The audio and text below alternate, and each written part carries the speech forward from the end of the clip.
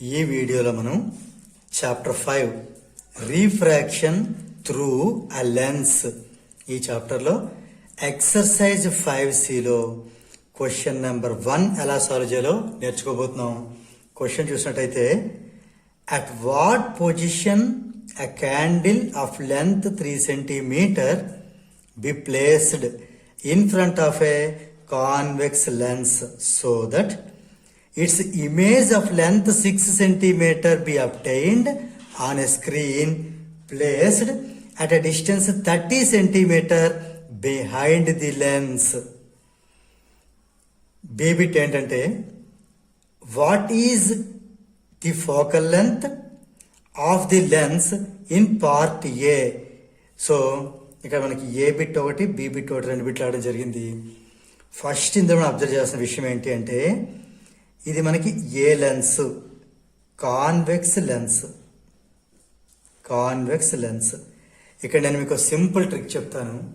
ఈ trick apply చేయడం వల్ల మనకి ప్రతి ప్రాబ్లం కూడా చాలా ఈజీగా మనకు సాల్వ్ అవుతుంది. ఏంటి ఆ ట్రిక్ అంటే, ఇది కాన్వెక్స్ లెన్స్, సిఎక్స్ అని రాస్తున్నాను. ఇది కాన్కేవ్ లెన్స్, సివి అని రాస్తున్నాను. Convex lens, concave lens. So ఇక్కడ మీరు ఒక చిన్న సింపుల్ విషయాన్ని గుర్తుపెట్టుకోవడం వల్ల మనకి ఈ మొత్తం ఈ న్యూమరికల్స్ అన్నీ కూడా చాలా ఈజీగా సాల్వ్ అయిపోతాయి.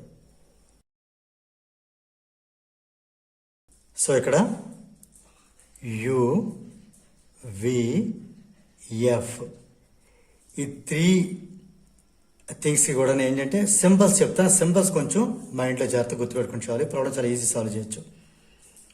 ఇది ఫస్ట్ యు అనేది ఎలా గుర్తుపెట్టుకుందాం అంటే, మైనస్ మైనస్ అని గుర్తుపెట్టుకోండి.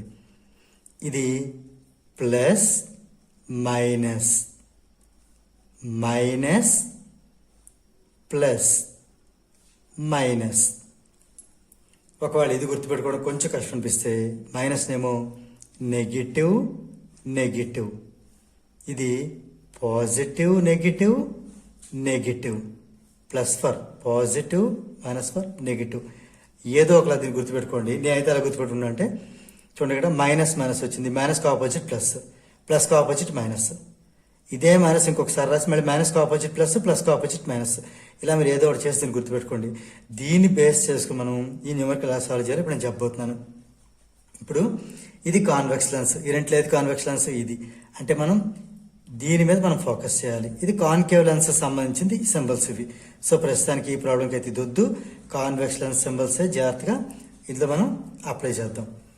ఓకే, సో ఇక్కడ మనకి 3 సెంటీమీటర్ ఏంటి, క్యాండిల్ యొక్క లెంత్, నథింగ్ బట్ హైట్. ఇది ఆబ్జెక్ట్, క్యాండిల్ అనేది ఆబ్జెక్ట్ కాబట్టి ఇక్కడ మనం ఏం చేద్దాం, దాన్ని ఆబ్జెక్ట్ హైట్ హెచ్గా తీసుకుందాం. ఆబ్జెక్ట్ హైట్ హెచ్ అంతా 3 సెంటీమీటర్. ఆ ఆబ్జెక్ట్ అంటే క్యాండిల్ యొక్క ఇమేజ్ లెంత్ దాన్ని హెచ్ డాష్ అందాం. ఇది 6 సెంటీమీటర్. ఓకే, తర్వాత ఈ క్యాండిల్ అట is placed at a distance, ఏది image is obtained on a screen at a distance this much. అంటే ఇది మనకి ఆబ్జెక్ట్ డిస్టెన్స్ అనమాట. ఇది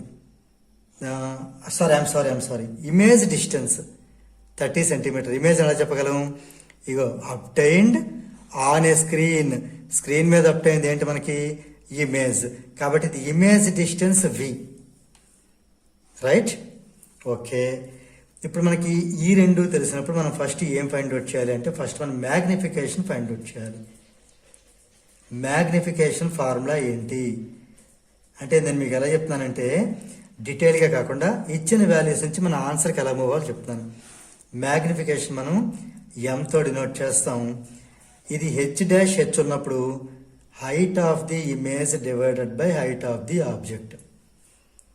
దీన్నే మనం వి బై యూ అంటే image distance by object distance అలా కూడా చెప్పొచ్చు. దీంట్లో మనకి తెలిసిన వాల్యూస్ ఏంటో సబ్స్టిట్యూట్ చేద్దాం.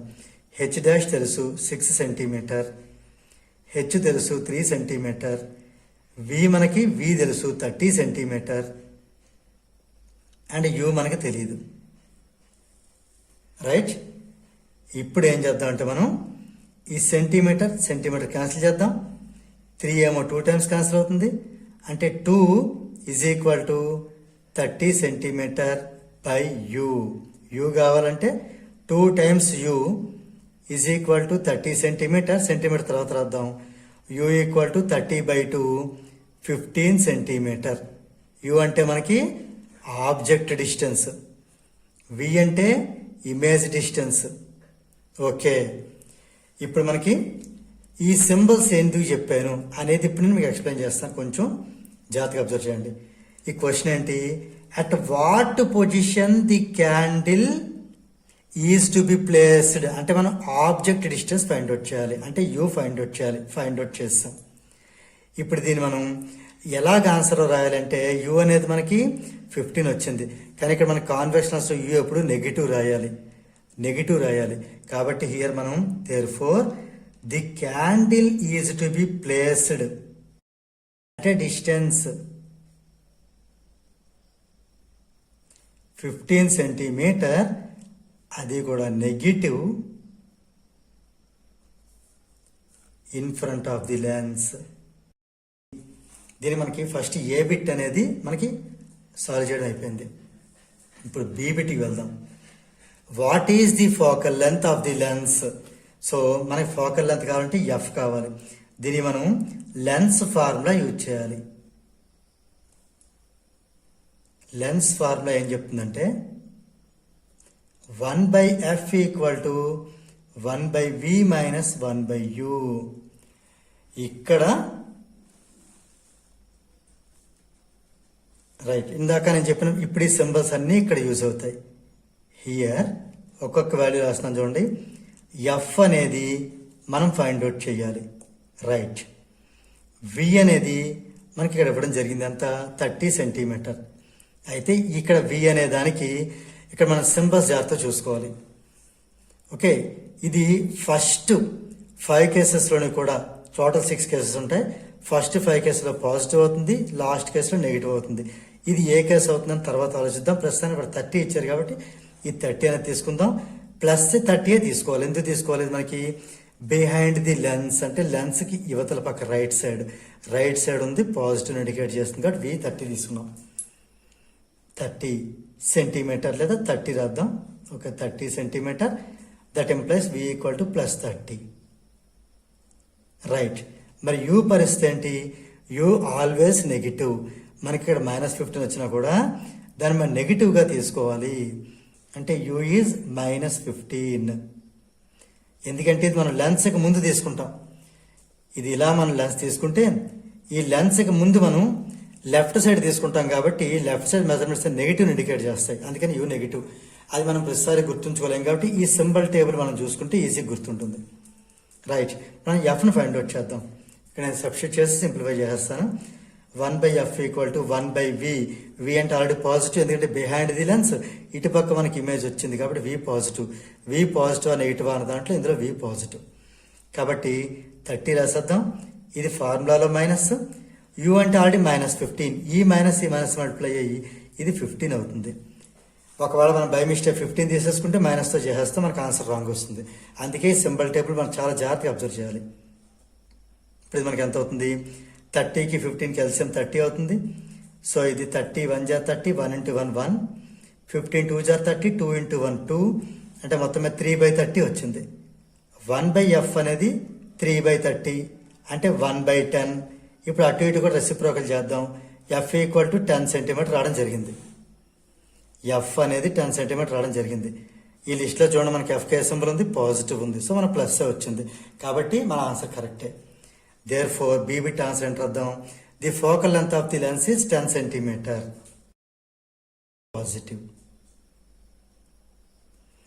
సో దీంతో మనకి క్వశ్చన్ నెంబర్ 1 అనేది కంప్లీట్ అయింది.